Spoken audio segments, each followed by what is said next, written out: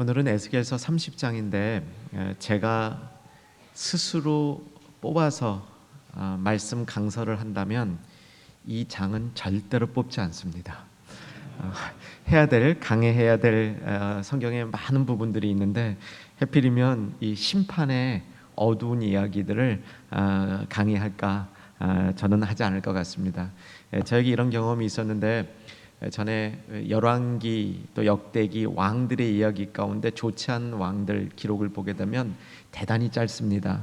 근데 그 왕에 대해서 설교를 맡은 적이 있었는데 도대체 어떻게 설교를 해야 될까 고민하다가 보니까 귀한 아이디어가 하나 떠올랐습니다. 하나님 앞에 올바르지 않은 사람은 기억할 것도 없구나, 쓸 것도 없구나, 그런 인생 돼서 안 되겠다, 이렇게 설교를 했습니다. 제법 괜찮은 설교였죠. 근데 문제는 굉장히 짧았다는 겁니다. 더 이상 할 말이 없었는데 하나님 말씀이 그렇습니다. 뒤져보면 그 안에 우리가 배워야 될 귀한 교훈들이 나오고 또 나오고 또 나오고 그렇습니다. 어쨌든 오늘 우리에게 주어진 말씀의 세계로 같이 한번 들어가면서 이 말씀을 잘 익혔으면 좋겠는데 1년 전으로 돌아가셔야 됩니다.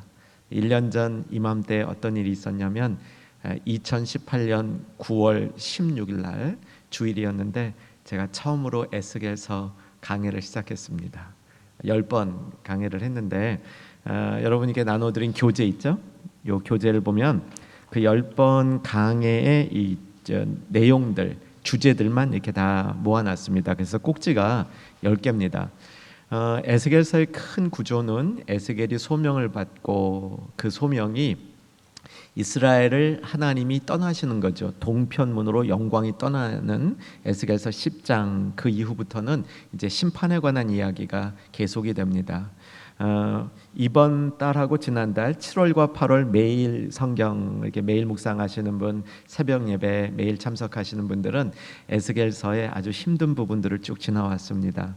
33장부터 숨통이 트이는 회복의 이야기인데 매일 성경은 그것은 다루지 않고 32장으로 끝나고 어려운 시기를 지나왔는데 좋은 거 다뤄주지 않고 그 다음에 여호수아로 그냥 넘어갑니다. 아마 나중에 다시 돌아올 것 같아요.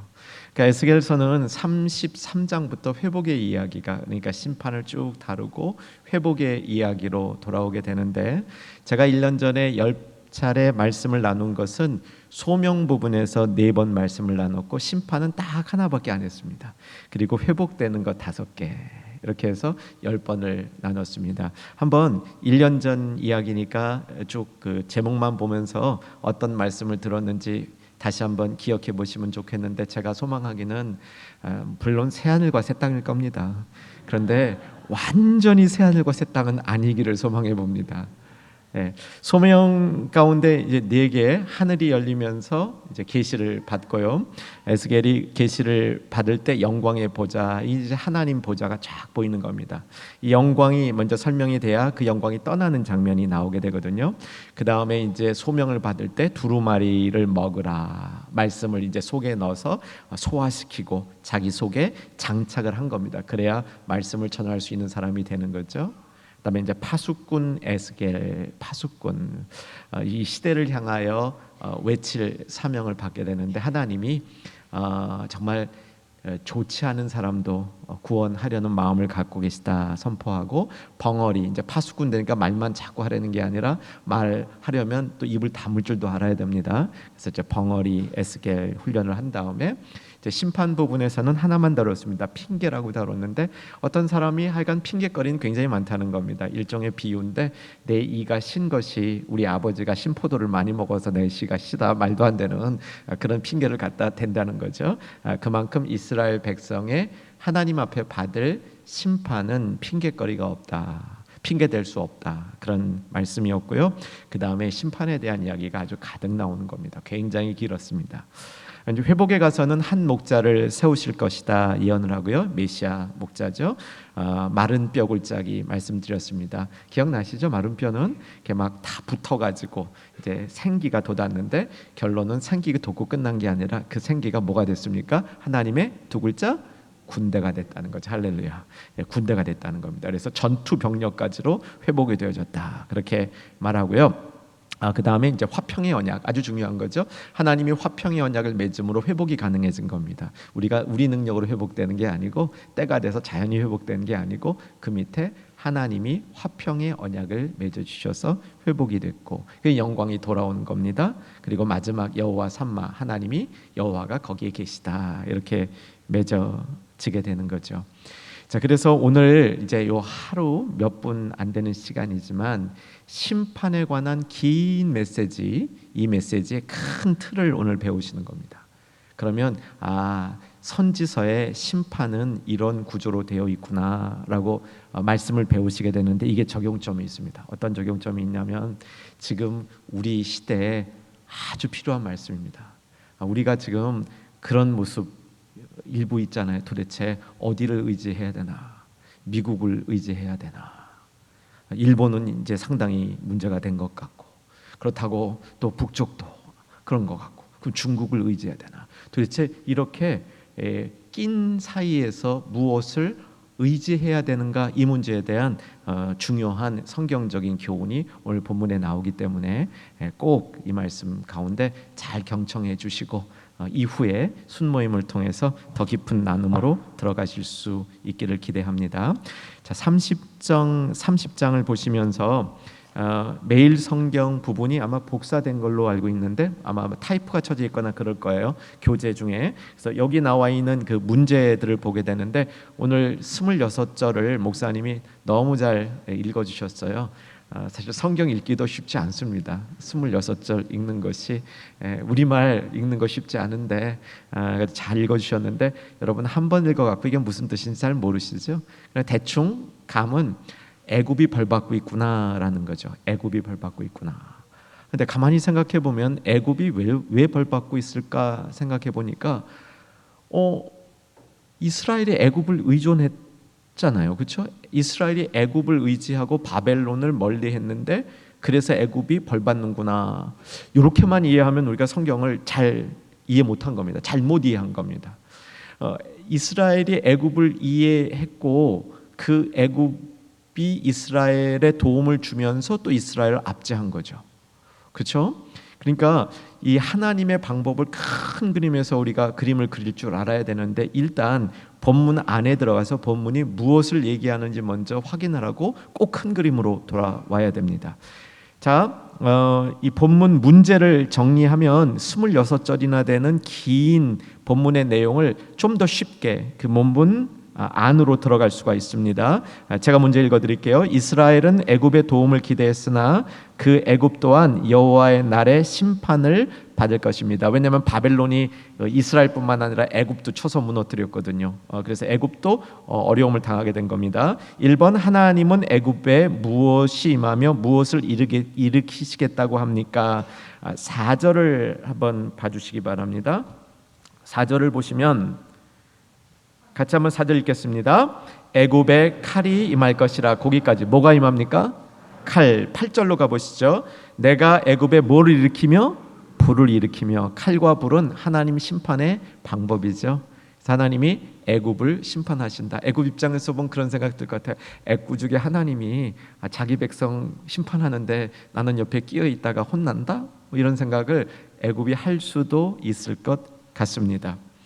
자, 작은 2번으로 가면 애굽을 지지하며 돕는 사람들, 곧 애굽과 동맹 맺은 나라들 백성까지도 하나님이 모조리 가만두시지 않겠다. 5절, 6절, 8절 보라고 되어 있으니까 5절로 가볼까요? 자, 5절 한번 읽겠습니다. 시작. 구스와 붓과 룻과 모든 섞인 백성과 굽과 및 동맹한 땅의 백성들이 그와 함께 칼에 엎드러지리라. 애굽뿐만 아니라 애굽과 동맹한 백성들도 다 하나님의 심판 대상이 된다는 겁니다. 자, 이 교재로 돌아와 보시면요, 교재 맨 밑에 지명 노트라고 된 부분이 있는데, 거기에 보면 구스 다음 장에 붓, 룻, 굽, 놉, 오늘 본문에 나오는 자그마한 나라들의 이름이 거기에 써 있고요, 설명이 붙어 있습니다. 성준호 목사님이 제공해 주신 겁니다. 그래서 구스는 에디오피아라는 걸 우리가 알고 있는데, 하나 알 것은 현재 에디오피아가 아닙니다. 현재 에디오피아 그 자리에 있던 나라가 아니고 그러니까 1세기 당시 신약 성경 당시 그리고 구약 성경 당시 이런 성경 시대의 이디오피아는 지금의 이디오피아하고 조금 거리가 있습니다. 그래서 그 점은 나중에 이제 위치는 확인해 보시면 좋겠고요. 어쨌든 구스는 이디오피아를 말하고 있고요. 그 다음에 붓을 보시면 같이 한번 붓에 대해서 읽어볼까요? 읽겠습니다. 시작. 붓은 함의 셋째 아들로 붓의 후손들은 애굽에서 서쪽으로 접해 있는 리비아의 주민과 그 지방을 가리킨다. 함과 셈과 야벳 아시죠? 노아의 아들들 그 중에 함, 그러니까 이제 아프리카 쪽으로 간 함의 셋째 아들 그리고 이들이 있던 위치는 리비아. 자, 지도를 얼마나 아시는지 모르겠습니다. 현재 지도에 아프리카를 생각해 보시고요. 아프리카 북쪽 끝부분 거기 이제 5나라가 쫙 있습니다. 이제 오른쪽에서부터 왼쪽 동에서 서로 이동하다 보면 제일 동쪽에 있는 나라가 애굽이고요. 이집트. 그 옆에 무슨 나라가 있냐면 리비아가 있습니다. 리비아 옆에 튀니지아가 있습니다.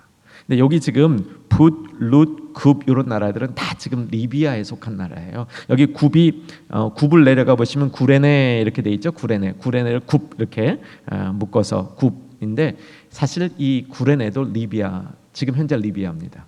그래서 리비아 지역 그러니까 이집트 옆에 있는 지역 옆 나라들까지도 동맹에 있다가 다 하나님 앞에 혼난다 이렇게 정리해 두시면 되겠습니다.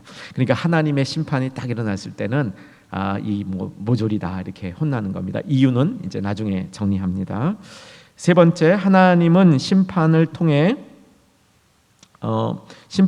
바로가 이 강은 내 것이라 내가 나를 위하여 만들었다고 한 나일강을 어떻게 하셨습니까? 먼저 성경을 보셔야 됩니다. 29장 3절을 찾으셔서 바로가 한 이야기를 성경 가운데 확인하십시다. 읽겠습니다. 너는 말하여 이르기를 주 여호와께서 이같이 말씀하시되 애굽의 바로 왕이여 내가 너를 대적하노라. 너는 자기의 강들 가운데 누운 큰 악어라 스스로 이르기를 나의 이 강은 내 것이라 내가 나를 위하여 만들었도다 하는도다. 나일강은 내 거다. 바로가 이건 내가 만든 거다 이렇게 이제 했는데 말도 안 되죠. 자기가 만든 겁니까? 왕이니까 통치권은 잠시 있는지 몰라도 그런 바로의 교만에 대해서 오늘 30장 12절로 가면 30장 12절 읽겠습니다. 내가 그 모든 강을 마르게 하고 그 강을 악인의 손에 팔겠으며 타국 사람의 손으로 그 땅과 그 가운데 있는 모든 것을 황폐하게 하리라. 나 여호와의 말이니라. 이게 말도 안 되죠. 그래서 나일강을 실제 다스리고 있으신 분은 하나님이다 이렇게 보여준 겁니다. 조금 있다가 이제 여러분 나누실 때 나눔 1번 문제가 있는데 이 문제를 보시면서 오늘 본문을 조금 더 풍성하게 생각해 봅니다. 나눔 문제 1번을 보시면 하나님은 애굽이 갈대 지팡이에 불과하다라고 말씀하십니다. 여러분 갈대 지팡이 그럼 어떤 느낌이 오세요? 갈대 지팡이. 갈대 지팡이로 맞으면 아플까요? 안 아프죠. 힘이 없죠. 그래서 그 갈대 지팡이라는 것은 애굽이 힘이 없어진 상태, 그걸로 다른 사람을 혼낼 수 없는 상태, 이것을 갈대 지팡이라고 하는데 이 갈대 지팡이를 의지하는 것은 어리석을 뿐 아니라 위험합니다. 하나님 아닌 다른 것을 의지하다가 어려움을 겪었던 일을 나눠봅시다. 여러분, 하나님이 아닌 다른 것을 의지하다가 어려움 당한 경험 한번 잠시 떠올려 보시겠어요? 그런 일 전혀 없으신 분 또 있으실 것 같아요. 그런데 우리가 사실 이 문제를 끄집어내서 다루기가 쉽진 않겠지만 끄집어낼 수만 있다면 나의 신앙의 잘못된 모습들을 잘 점검할 수 있습니다. 하나님보다 우리가 처음부터 끝까지 다 먼저 많이 의지하는 것은 많지 않는다 할지라도 어느 순간에 하나님을 더 빨리 의지하는 것은 있을 수 있습니다. 그러니까 나에게 어려움이나 힘든 일이 딱 생길 때 제일 먼저 나는 무엇을 떠올리고 있는가? 이걸 생각해 보시면요, 여기에 패턴이 있습니다. 내가 하는 방식이 늘 비슷해요. 늘 비슷해. 그럼 내가 그걸 의지하는 겁니다. 내가 어떤 일이 딱 떠올랐을 때 제일 먼저 내가 지금 돈이 얼마 있지? 이걸 도울 사람이 누구지? 이런 생각을 우리는 쉽게 할 수 있습니다. 일부 시간에 이제 순장 교육 시간에 보니까 우리 그 순장으로 섬기시는 대부분이 이제 권사님들이신데, 권사님들도 그래요. 하나님 말고 제일 먼저 이제 딱 떠오르는 사람, 그러니까 당연히 나오죠. 남편. 그래서 이제 남편 그러면 남편 아니면 자식 이렇게 되는 거죠. 근데 우리 삶 속에 그런 것 많이 있습니다. 아마 돈도 있고요. 아니면 나의 힘, 그저 그냥 내 힘으로 밀어붙여. 이런 건 사실은 완력에 가까운 육체적인 힘도 있고 자신의 지위, 이런 것들도 그게 무엇을 의지하는가의 하나의 척도가 되는 겁니다. 여러분, 오늘 우리가 이 말씀을 들으면서 아주 우리에게 새로운 일은 아니지만 우리의 이런 부분들을 점검해 봐야 됩니다. 정말 나는 어려운 일이 있을 때 무엇을 의지하고 있는가? 이스라엘이 심판을 받고 있을 때 그 심판의 핵심은 뭐냐면, 그들이 어려울 때 하나님을 의지하지 않고 누구를 의지했다? 애굽을 의지했다는 겁니다. 애굽을 의지했다가 애굽보다 더 센 놈이 나타나가지고 이스라엘도 혼내고 애굽도 혼냈다는 거예요. 이게 애들 이야기로 살펴본 오늘 본문의 배경인 겁니다. 여러분, 나눔 문제 팁 가운데 1번 나눔 문제 1번 세 번째 꼭지로 가보면요, 아주 급한 경우 응급조치를 먼저 해야 하나요? 하나님께 기도를 먼저 해야 하나요? 여러분, 어떤 걸 먼저 해야 된다고 생각하십니까? 응급조치 먼저 해야 됩니까? 하나님 의지하는 거 먼저 해야 됩니까? 물론 제가 옛날에 배삼용 씨 하는 코미디가 생각이 나는데, 아이를 낳고 그 아이를 오래 살게 하기 위해서 이름을 많이 갖다 붙인 거예요. 그래서 뭐 거북이, 두루미 뭐 이런 거 했는데, 그 애 이름 부르다가 그냥 이 응급조치 안 해가지고 이렇게 애가 어려움 당하게 되고, 그런 코미디도 봤는데, 물론 어려운 일이 있을 때 그 어려운 일을 우리가 응급조치 해야 되는 부분이 있습니다. 하지만 내가 무엇을 먼저 의지하고 있는지는 잘 점검해야 되고요. 내가 상습적으로 먼저 의지하는 것이 있다면 나에게 그게 우상인 겁니다. 나는 어려운 문제가 딱 떠올 때마다 이게 먼저 떠오릅니다 하는 거, 그게 늘 그럴 겁니다. 늘 그럴 거예요. 반복적으로 그럴 겁니다. 그 부분을 내가 우상 섬기고 있구나라고 정리해 볼 필요가 있는 겁니다. 1989년에 미국에서 있었던 일인데요. 이게 유나이티드 항공사 비행기가 뉴질랜드로 가는, 호놀룰루에서 뉴질랜드로 비행기가 뜬 거예요. 이 비행기가 이제 고도로 쭉 올라가고 이제 거의 이제 높은 위치에 올라갔는데 비행기 사고가 난 겁니다. 화물을 싣고 있는 부분에서 문짝이 날아가 버렸어요. 그 문짝이 날아가면서 이 사고가 나니까 사람도 동시에 한 9명 정도가 그 비행기 밖으로 떨어졌죠. 큰 사고죠. 그리고 그 파편들이 튀면서 비행기가 완전히 망가졌습니다. 이제 불시착을 해야 돼요. 근데 한 200km는 최소한 더 주행해야 되는, 날아가야 되는 그런 상황이었는데, 이때 그 비행기 조종사 기장이 데이빗 크로닌이라는 사람이었는데, 자기가 어떻게 이때 한 거, 이것을 기사로 썼어요. 근데 기자 인터뷰 가운데 이런 부분이 있었습니다. 이런 일이 발생했을 때 당신은 제일 먼저 뭐 했습니까?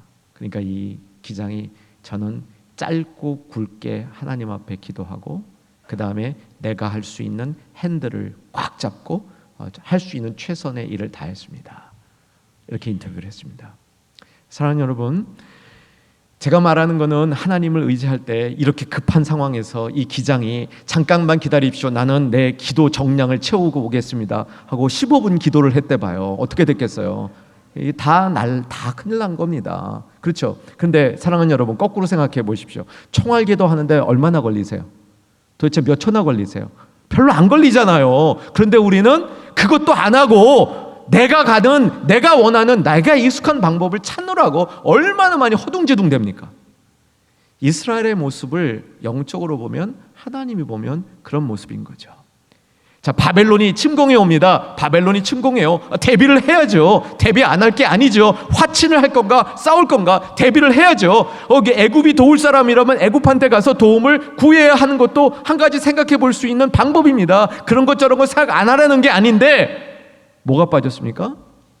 마땅히 제일 먼저 해야 될 하나님께 가서 하나님을 의지하고 하나님께 자기 자신을 아뢰고, 하나님 내 형편이 이렇습니다 아시지 않습니까? 이제 어떻게 해야 될지 인도해 주세요.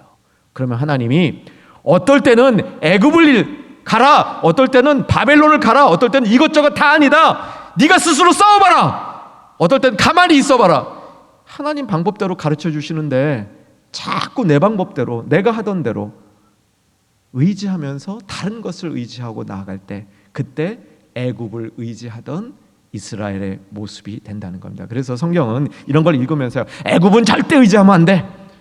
그 다음에 나는 그래서 애굽 근처에도 안 갈 거야. 그러면 안 되는 거죠. 그죠? 여기서 얘기하는 건 뭐냐면 하나님을 의지해야 된다. 하나님의 백성이 마땅히 어려운 일이 생길 때 하나님을 먼저 의지하고 그 하나님이 뭐라고 인도하시는가, 그것을 붙들고 나가야 된다. 이렇게 배우고 정리해야 하는 것이죠. 자, 이런 각도에서 이제 이따가 나눔 문제를 한번 잘 나눠주시면 좋겠습니다. 자, 두 번째 나눔 문제로 가보면요, 문제가 뭐냐면 하나님의 심판은 악을 행한 개인뿐 아니라 그와 연관된 모든 것, 그리고 그와 함께한 모든 사람을 포함합니다. 그러니까 애굽 편에 붙었던 사람도 하나님이 벌을 주신다는 겁니다. 혹시 악인과 함께하거나 그들의 악한 일에 동조했다가 돌이킨 경험이 있다면 이야기해 봅시다. 있는 분도 있고 없는 분도 있을 것 같아요. 저는 솔직히 보니까 별로 없는 것 같아요. 그래서 제가 순장이라면 제 얘기하기는 조금 어려울 것 같고, 이제 간접 경험을 이야기할 것 같습니다. 제가 알고 있는 분들 중에 참 멋있는 분들이 있는데 이런 분들이 참 멋있습니다. 아주 오랜 기간 동안 늘 기도할 때마다 이 손수건이 아니라 일반 수건이 흥건히 적시도록 기도를 한 경험이 있으신 분들, 이게 그냥 하루 이틀이 아닙니다. 이게 한 주 두 주도 아닙니다. 이게 적어도 반년 가는 기간 동안 거의 매일같이 주님 앞에 기도할 때마다 눈물의 수건을 적시며 기도하신 분 많진 않아요. 근데 가끔 있으시더라고요. 근데 제가 아는 범위 내에서는요, 여성들보다 남성들이 더 많은 것 같아요.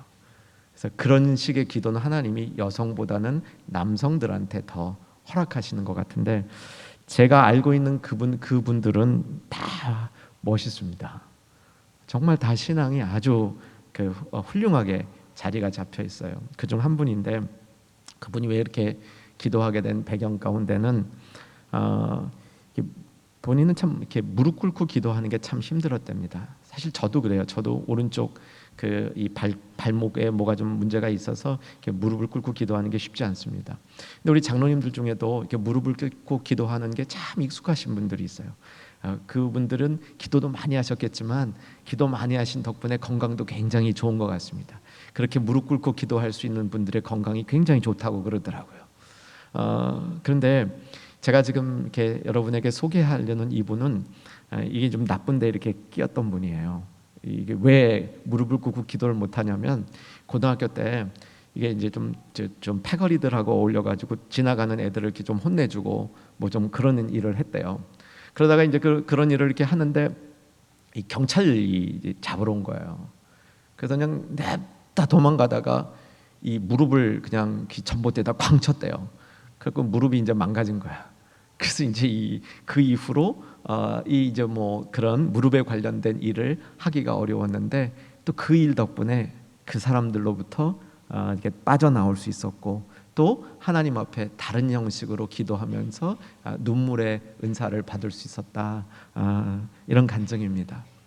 사랑하는 여러분, 하나님께 우리가 이제 나아갈 때 이 애굽의 오늘 교훈을 통해서 좋지 않은 무리들과 함께 어울리는 것 그 자체에서 벗어날 수 있는 그런 우리 용기가 필요한 거죠. 하나님이 이 유혹은 피하라 그랬습니다. 유혹은 피하라 그랬어요. 이게 마귀는 대적하라 그랬습니다. 마귀는 대적하고 유혹은 피하라 그랬습니다. 근데 유혹을 대적하고 마귀를 피하는 일이 없어야 됩니다. 우리는 까꾸로 가면 문제가 생겨요. 주님이 주신 명령 그대로 가면 안전합니다. 이것도 분별력이죠. 내가 지금 악한 무리들 가운데 있다면 그것을 떠날 수 있는 교훈도 오늘 교훈 중에 하나라는 겁니다. 나눔 시간에 여러분 더 풍성하게 하실 수 있기를 기대합니다. 자, 하나님은 바벨론의 느부갓네살 왕을 심판의 대리인으로 삼아 애굽을 심판하십니다. 이제 그 사진을 좀 보여드릴게요. 사진 2장이 뜰 건데요. 앞을 봐주시면 이게 가상도입니다. 가상도인데 당시에 느부갓네살이 이루었던 바벨론 성의 모습입니다. 이건요, 진짜 철옹성입니다. 철옹성. 이 앞쪽으로 여러분 볼 때 앞쪽으로 보이는 부분이 사람들이 그 도시로 들어가려고 행렬을 이루고 있는 부분이고요. 거기에 이제 큰 이제 성문이 있잖아요. 이게 대단한 문이고요. 이 안으로 들어가면 뭐 세계 7대 불가사의 뭐 이게 막 하늘에 매달려 있는 정원 뭐 이렇게 돼 있는데, 그게 하늘에 매달려 있는 정원이 아마 요즘식으로 말하면 그렇게 뭐 어려운 것 같진 않아요. 그러니까 요즘으로 말하면 옥상에 이렇게 나무 심어놓고 그런 거 있잖아요. 옛날은 그게 어떻게 가능했겠어요. 그러니까 이제 그런 것들 모습인 걸로 알고 있는데, 어쨌든 이 바벨론의 모습은 정말 대단했습니다. 다음 그림 봐주시면요. 너무 사진이 좀 희미하네요. 이게 아까 봤던 그 문 있잖아요. 이 문을 베를린에 가면 베를린 안에 이제 몇 개 이제 중요한 박물관이 있는데, 그중 한 박물관에 가면 바벨론에 있었던 실제 그 크기를 뭐 이게 좀 축소해 놔요. 축소해 놨는데 사람이 조만해. 축소해 놓은데 사람이 조만한 겁니다. 그러니까 이 바벨론이라는 위용이 참 대단했었다. 일단 그렇게 해주시고요. 거기까지만 봐주시고 이제 문제 풀고 다시 설명으로 돌아가도록 하겠습니다. 자, 작은 1번 문제. 바로와 느부갓네살의 전쟁에서 느부갓네살이 이길 수밖에 없었던 이유, 이건 이제 성경적으로 찾습니다.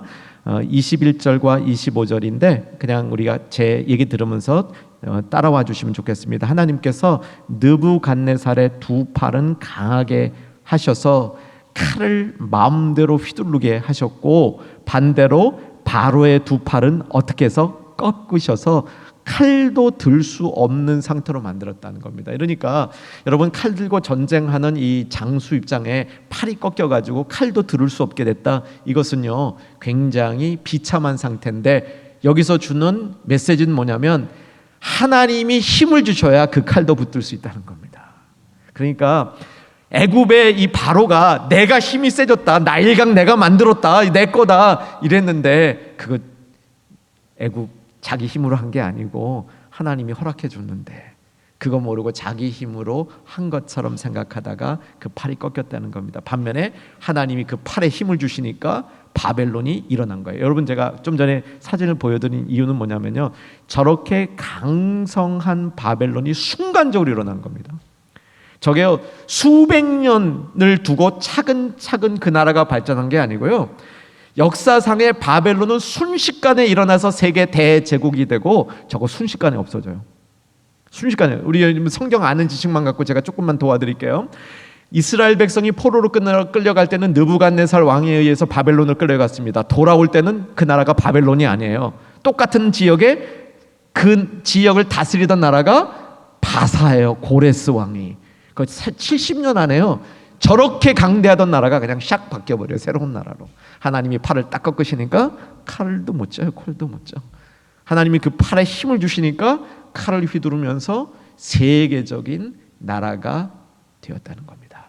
자, 이제 큰 그림을 반드시 정리하셔야 됩니다. 큰 그림에 관한 것은 여러분 교재 뒷면에 있는데 읽지 않고 제가 이제 쭉 설명할 겁니다. 잘 들으셨다가 나중에 이걸 읽으시면서 한번 이제 정리 이렇게 다시 한번 확인하시면 좋을 것 같아요. 자, 하나님의 심판의 방법입니다. 하나님은 어떻게 심판하냐면요, 에스겔서 전체에 관한 얘기입니다. 중간 부분 이제 한 30장 정도 되는 이 부분에 관한 교훈인데, 20여 장 되는 교훈에 관한 부분인데요. 하나님이 이스라엘을 벌하세요. 에스겔서에 쭉 나온 얘기가 뭐냐면 이스라엘 백성들은 벌 받을 만하다라는 얘기입니다. 제가 작년에 강의할 때 여러 번 말씀드렸습니다. 이스라엘 백성의 우상 숭배가 너무나 깊어져서 이스라엘 백성은 하나님의 진노의 벌을 받아야 마땅하다, 그 얘기가 쭉 나온 거예요. 성전 안에서 막 그냥 그 단무스를 섬기고 뭐 장로들이 막 이상한 짓 하는 얘기도 나오고요. 거기 하여간 뭐 말도 안 되는, 있을 수 없는 얘기들이 기록돼 있어서 결국은 하나님의 영광이 떠날 수밖에 없다는 걸 보여준 겁니다. 그죠? 자, 에스겔서를 여러분 이해하는 틀이 뭐냐면 하나님의 영광이 떠날 수밖에 없어서 떠나셨다는 거예요. 근데 어느 문으로 떠납니까? 동문이에요, 동문. 돌아오실 때 어느 문으로 돌아오세요? 동문으로 돌아와요. 그래서 충영교회도 동문이 중요합니다. 우리 정문도 있고 뒷문도 있는데 우리는 동문을 제일 많이 사용하잖아요. 뭐 그 원인이 있는지 없는지 잘 모르겠습니다. 근데 이제 에스겔서에 보면 하나님의 영광이 동문으로 떠났고, 근데 결국 중요한 그 문으로 돌아오신다. 동쪽 문으로 돌아오신 다음에 에스겔서 43장 44장에서 돌아오시는데, 그때 돌아오신 다음에 문이 닫혀요. 하나님이 돌아오신 자리에 다른 사람은 출입할 수 없다. 문을 딱 닫는 거예요. 상징적 의미는 하나님이 이제 안 떠나신다. 거기에 상징적 의미가 더해져 있는 겁니다. 동문으로 떠나신 하나님이 동문으로 돌아오시는 그 과정 중간이 이제 심판인데, 심판을 보여줄 때 이스라엘 백성은 심판을 받을 만하다. 그만큼 이스라엘 백성은 패역했다는 걸 보여주고요. 그 다음에 이스라엘 백성이 패역했을 때 그 이스라엘 백성이 의지하고 돕던 애굽도 혼나는 겁니다. 근데 그 애굽을 또 어떻게 하나님 혼내세요? 애굽보다 더 센 바벨론을 일으켜가지고 그 애굽도 혼내시는 겁니다. 다음 얘기는 뭘까요? 그렇게 강하던 바벨론도 결국은 또 잘못했기 때문에 하나님 손에 의해서 다시 또 심판을 받는다는 겁니다. 이게 하나님의 심판의 원리입니다. 거기까지 이해되셨나요? 아직도 이해 안 되는 게 한 가지 있을 겁니다. 제가 이해가 안 됐거든요. 아니, 하나님이 이스라엘 백성이 잘못한 건 알겠는데 그 잘못한 이스라엘 백성을 혼낼 때 멋진 나라를 들어 혼내면 좋지, 왜 깡패 같은 나라를 세워서 혼내냐는 거예요. 여러분, 그 교훈, 그런 질문 안 드셨어요? 하나님, 내가 잘못한 거 압니다. 내가 잘못한 거 아는데 나를 좀 혼내도요, 그럴싸한 분이 혼내주면 괜찮잖아요. 내가 혼나도요, 아주 멋있는 목사님한테, 아주 훌륭한 장로님한테, 정말 영적으로 깊은 어머니 중에 어머니 같은 권사님한테 혼나면 좋은데, 나를 혼낼 때 내가 봐도 나보다 못한 사람을 들어서 혼내는 거야. 그게 속상한 거잖아요. 여러분, 그 속상할 게 없어요. 왜 없냐면 성경의 이야기가 그거예요. 하나님이 이스라엘 백성을 혼내실 때 멋진 사람을 들어 혼내는 게 아니라 애굽을 들어 혼내고 바벨론을 들어 혼내는 겁니다. 여러분, 이 원리는요, 성경에 많이 나와요. 자, 야곱이 형편없었습니다. 그래서 야곱이 형 거 다 뺏고 뭐 이러다가 도망갑니다. 야곱을 혼낼 때 멋진 사람들을 혼냅니까? 아니죠. 팔레스틴 최고의 사기꾼을 다루는 방법은 중군동 최고의 사기꾼을 사용하는 방법이었어요. 라반이에요. 그것도 핏줄에서밖에 안 나와요. 그런 종류의 유는 그 집안에서밖에 안 나와요. 그렇게 사용하신 거 하나님이요. 이게 하나님의 원리인 거예요. 왜 그럴까? 왜 그럴까 생각해 보면 내 죄가 굉장히 사악한 거예요. 나같이 사악한 죄를 다스리는 방법은 더 사악한 그 인물을 들어서 사용해야 내가 변화받을 여지가 있다는 겁니다. 여러분, 내가 잘못했을 때 아주 우수한 경찰한테 붙들려서 신사적인 신문을 당하고 아주 탁월한 재판관에게, 판사에게 그 심판을 받아 벌을 받으면 좀 나을 것 같으세요? 날 수 있다고 생각합니다. 조폭에게 붙들려가지고 그 조폭에게 혼나는 것보다 나을 것 같아요. 그렇죠, 여러분? 조폭 영화 보니까 조폭한테 붙들려가면 뭐 상당하더라고요. 그렇게 혼나는 것보다는 그 누가 원하겠어요, 그렇죠? 근데 하나님의 이 방법을 보니까 마치 조폭 같은 주변의 나라들을 일으켜서 혼내는 겁니다. 왜라고요? 그래야 내가 변해요. 그러지 않으면 내가 안 변해요. 그래서 하나님은 이런 이스라엘을 변화시킬 때 주변에 깡패 같은 나라들을 들어서 그들을 강하게 하고 그들 손에 칼을 막 쥘 수 있는 힘을 줘서 순식간으로 일으켜서 결국 그 목적이 뭐냐면 나를 바로 세우고 또 나를 압제했던 다른 깡패 같은 나라를 하나님이 벌하시기 위해서 바로잡기 위해서 그렇게 하신다는 거예요. 여기에 이 스토리의 맨 마지막은 뭐냐면, 그런데 하나님이 맨 마지막에 통치할 나라는 그런 어처구니 없는 나라가 아니라 하나님의 멋진 왕국, 하나님 나라가 임하여서 이 모든 과정이 다 끝난다는 것을 보여주시기 위한 교훈이라는 겁니다. 사랑하는 여러분, 심판의 원리를 우리가 아는데 지혜롭기를 소망합니다. 그래서 그 심판의 원리를 우리가 잘 써야 되는데, 자, 지금 우리나라도 참 여러 가지 형편이 어렵잖아요. 그렇죠? 주변에 도대체 뭘 의지해야 되냐? 의지하긴 뭘 의지합니까? 의지할 분은 하나님밖에 없는 거예요. 하나님을 내가 잘 의지하는 상태에서는 그 다음에 하나님이 이 사람의 도움을 좀 받아라 받을 수 있습니다. 저 사람과 좀 함께 할 수 있습니다. 그런데 하나님을 의지하는 기본이 안 된 상태에서 이것저것 딴 것을 자꾸 바라보고 거기에 의존하려니까 하나님의 심판이 따르는 겁니다.